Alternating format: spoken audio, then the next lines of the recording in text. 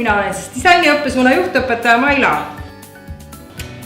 Töötan koolis 18 aastat ja olen siis 2 valdkonnas tegev. Üks on nagu keraamika ja teine on siis kujundusgraafika ehk trükimaailm.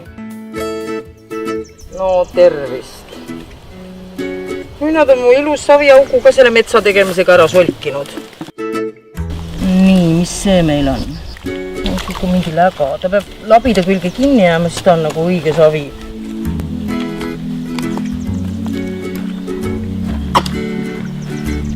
Kui ta hakkab selliseks seebiks muutuma, siis on ta savi.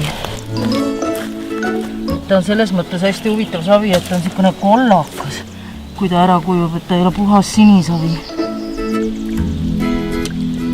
Et ma pean ta ära puhastama, et siin seda räbu sees ei oleks.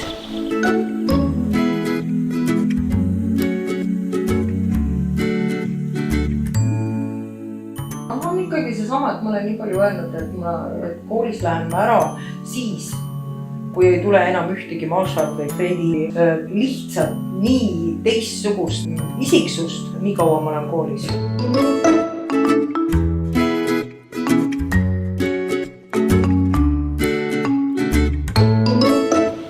Võib öelda ka, et hingelt olen hipi, see tähendab kaotsi läinud hipi, kellest on saanud bürokraat.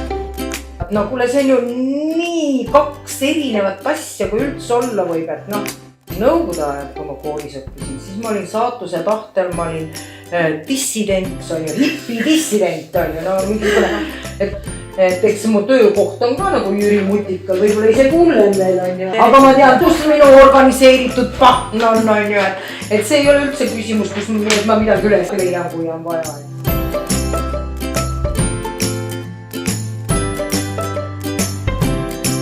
Meie koolis kõige olulisem on see, et õpilased saavad ikkagi õppetöös hästi palju ise kaasa rääkida, hästi palju praktilist osa on.